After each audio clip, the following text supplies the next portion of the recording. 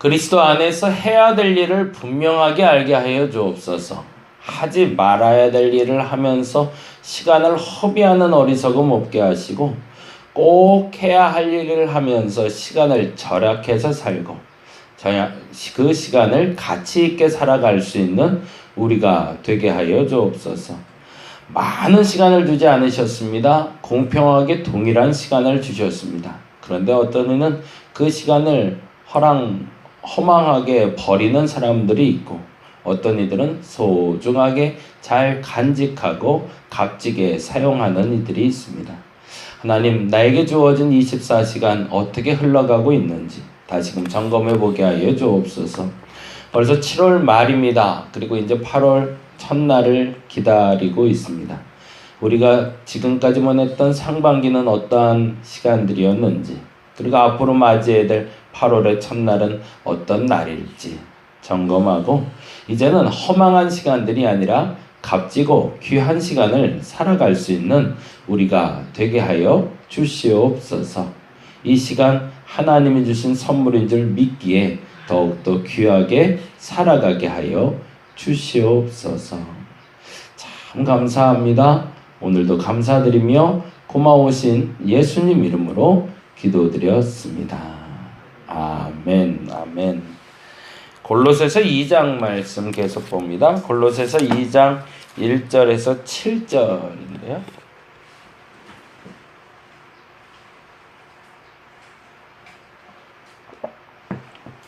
새소리가 한참 들리더니 갔네요. 여기다 둥지를 텄나 둘이 싸웠나. 듣기는 좋네요. 새소리가 들리니까. 2장 1절에서 7절까지 2장 1절에서 7절까지 우리 같이 한 목소리로 읽도록 하겠습니다. 내가 너희와 라오디게아에 있는 자들과 무릇 내 육신의 얼굴을 보지 못한 자들을 위하여 얼마나 힘쓰는지를 너희가 알기를 원하노니, 이는 그들로 마음의 위안을 받고 사랑 안에서 연합하여 확실한 이해의 모든 풍성함과 하나님의 비밀인 그리스도를 깨닫게 하려 함이니, 그 안에는 지혜와 지식의 모든 보화가 감추어져 있느니라. 내가 이것을 말함은 아무도 교묘한 말로 너희를 속이지 못하게 하려 함이니, 이는 내가 육신으로는 떠나 있으나 심령으로는 너희와 함께 있어 너희가 질서 있게 행함과 그리스도를 믿는 너희 지식에 굳건한 것을 기쁘게 봄이라. 그러므로 너희가 그리스도 예수를 주로 받았으니 그 안에서 행하되 그 안에 뿌리를 박으며 세움을 받아 교훈을 받은 대로 믿음에 굳게 서서 감사함을 넘치게 하라. 아멘, 아멘. 오늘 반복되는 단어가 있죠. 2장 3절에 이렇게 돼 있죠. 그 안에는, 거기다 동그라미 해놓고요. 2장 3절 그 안에는, 2장 6절에 그러므로 너희가 그리스도 예수를 주로 받았으니 그 안에서에 동그라미 해놓고요. 그리고 7절에 또 나오네요. 뭐라고 나오죠? 그 안에 라고 되어 있죠. 사도 바울이 생각했던 그리스도가 어떤 존재인지를 빌립보서를 얘기하면서 잠깐 설명을 했어요.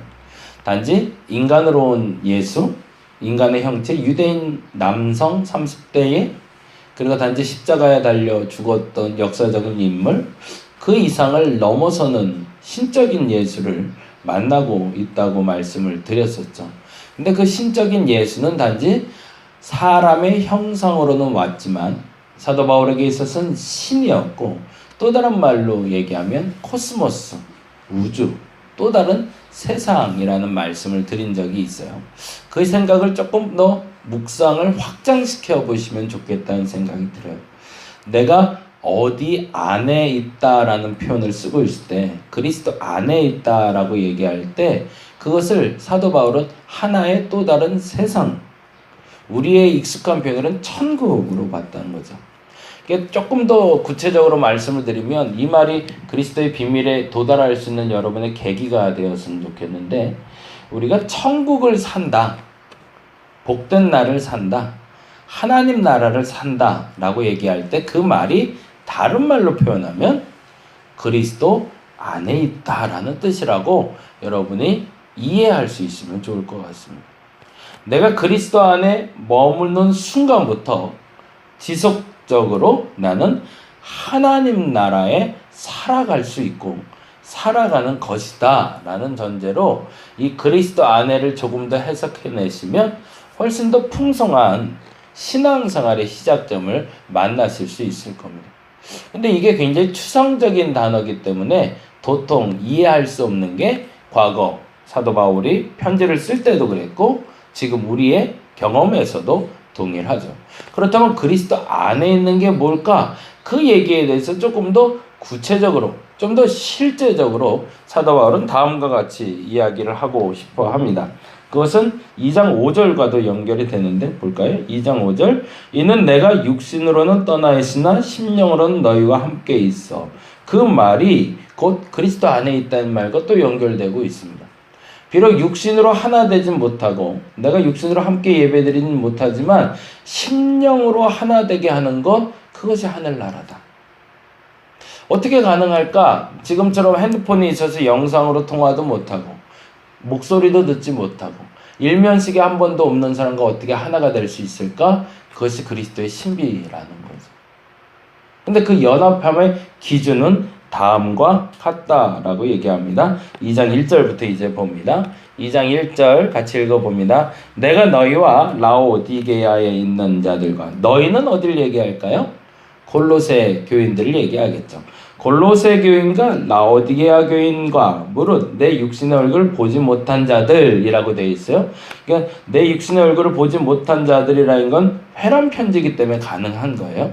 이거는 골로새 교회에 보내기도 했지만 골로새 교회뿐만 아니라 라오디게아 교인들도 받고, 그리고 다른 사람들이 이제 돌려받던 편지라는 거죠. 근데 돌려받던 편지인데 공통적인 건 라오디게아도 골로새도 그리고 다른 무리들도 바울을 본 적은 없더라는 거죠. 그런데 하나 될 수 있는 사람들. 근데 조금 더 구심점을 잡을 수 있는 게 에바브라라는 사람입니다. 사실은 바울을 보지 못했지만 바울을 믿고 이 편지를 받아서 믿음을 세울 수 있는 동기부여가 됐고 기준이 된 사람은 에바브라가 그 중개 역할을 하고 있기 때문이라는 거죠. 그 다른 말로 말하면 라오디게아에 있는 몇몇 교회도 골로새 교회도 그리고 다른 몇몇에서도 벌써 이 에바브라다가 교회를 많이 세워놨던 거죠. 근데 그 교회들에게 지금 아주 독특한 표현이 나오고 있어요.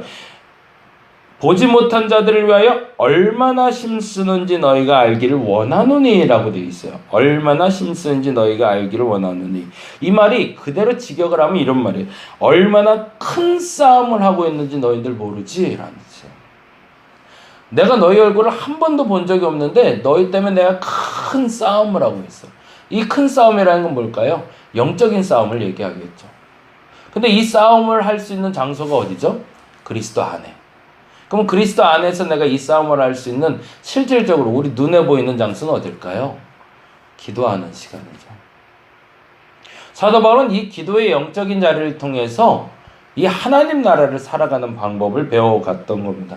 그래서 이 기도의 자리를 통해서 일면식이 없는 사람과도 영적인 전쟁을 위해서 그들을 위해서 애써 주었고 그 애씀의 결과가 무엇을 만들어내고 있다? 그것이 바로 2절에 이렇게 표현이 되고 있습니다. 2절 말씀 볼까요?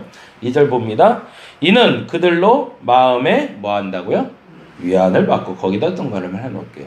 그러면 그리스도 안에서 나타나는 열매는 뭘까? 내가 기도할 때마다 나타나야 될 열매는 뭘까? 라는 거죠. 여러분이 지금 이 자리에서 기도하는 이유는 뭘까? 내가 기도해서 궁극적으로 이루고 싶은 목표치는 뭔가? 라는 거죠. 왜 기도하시나요? 자녀를 위해서? 왜 교회를 위해서 기도할까요?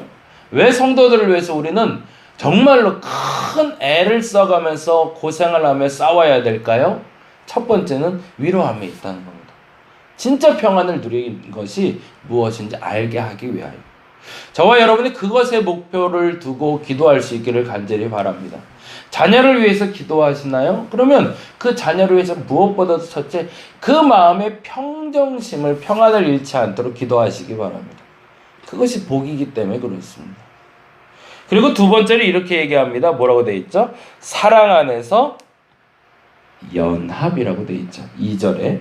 첫째는 이는 그들로 마음의 위안을 받는 것이 첫째. 한 번도 보지 못했지만 그들을 생각할 때마다 기도하는 이유는, 그리스도 안에 머무르는 이유는 다른 이유에 있는 것이 아니라 그들의 마음에 평안을 주기 위해서라면, 두 번째는 사랑 안에서 연합하여 뭐 한다고요?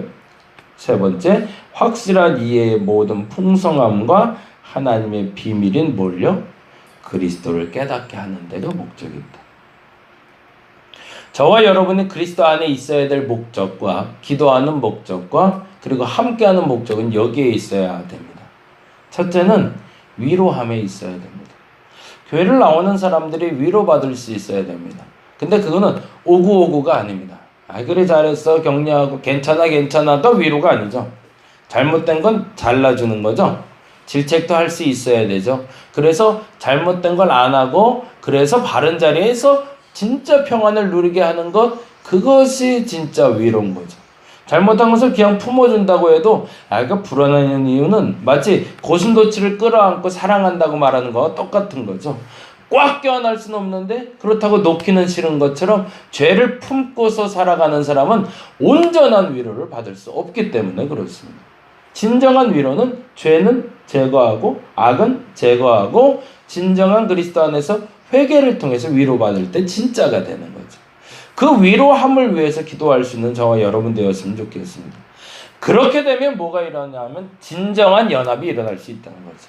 그냥 죄인인데 잘못했는데 괜찮아, 교회 안에서는 다 하나야, 다 용서받을 수 있어, 괜찮아, 들어와 라고 해놓고서 회개를 안 하게 하면 그 안에서 분열이 나타날 수밖에 없으니까. 분노가 항상 쌓여있는, 감정 조절을 못하는 사람이 그리스도를 믿을 수 있을까요? 믿을 수 있습니다. 그런데 중요한 것은 그 감정 조절을 못하는 그 어리석은 행동들은 제거하고 들어와야 온전히 그리스도를 믿을 수 있습니다. 그런데 그것은 그대로 품고 예수 믿겠다고 말하면 사랑 안에서 온전한 연합은 불가능한 거죠.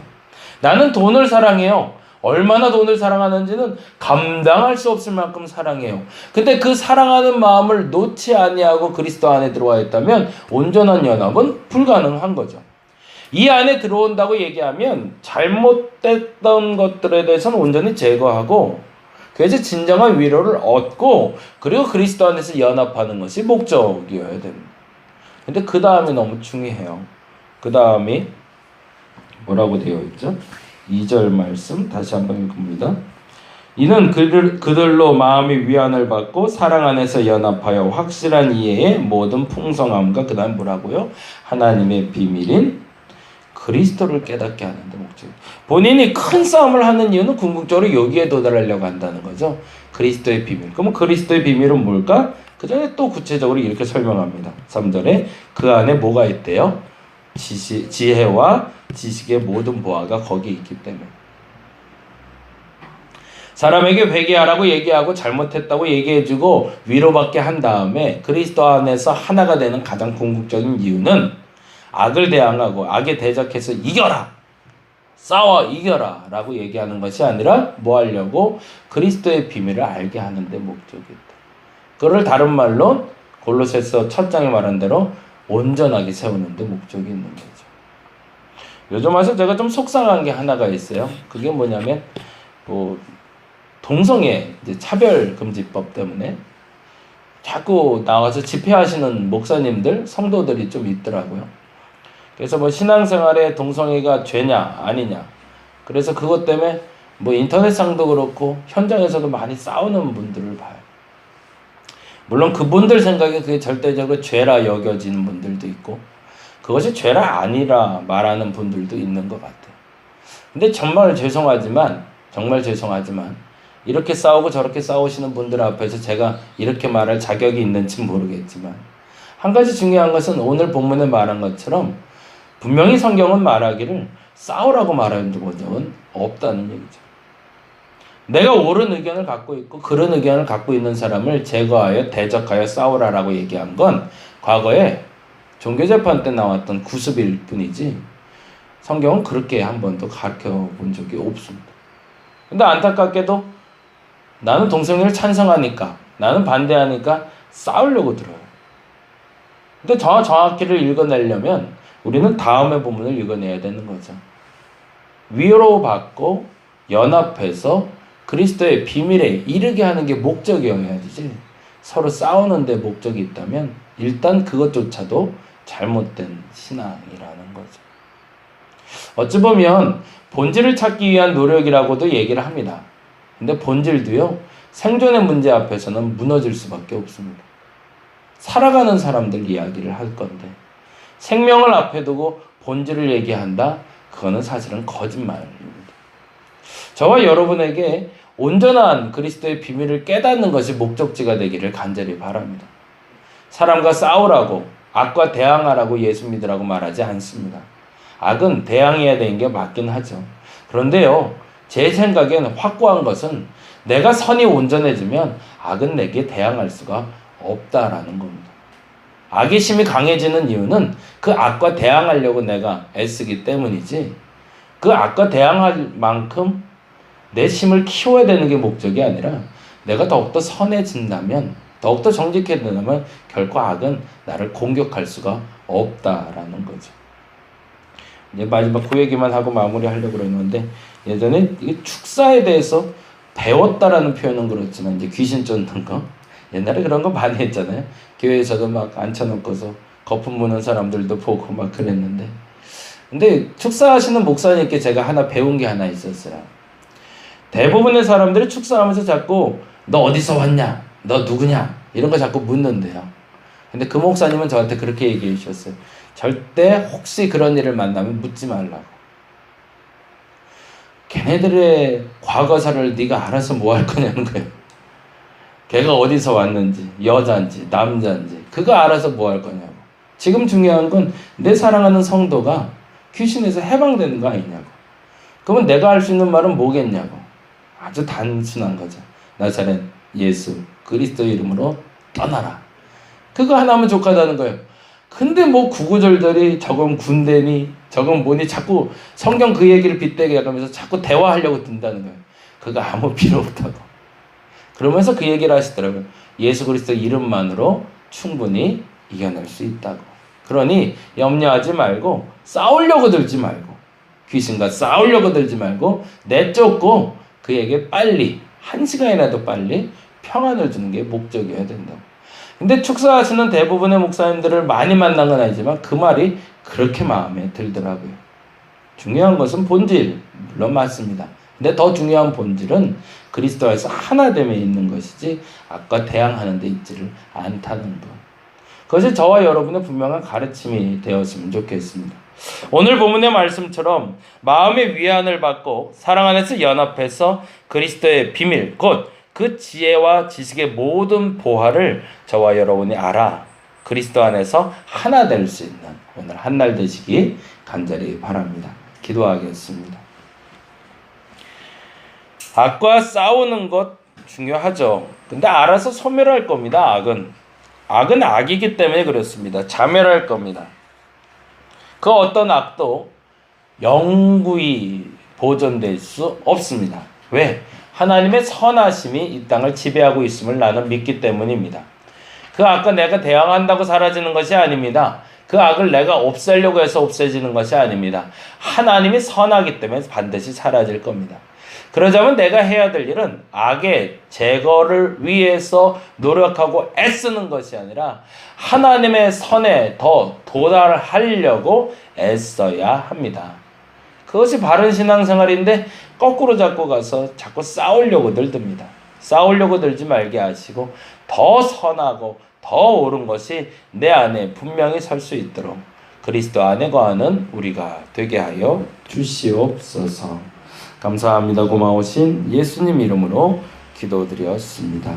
다 같이 기도하고 돌아가도록 하겠습니다.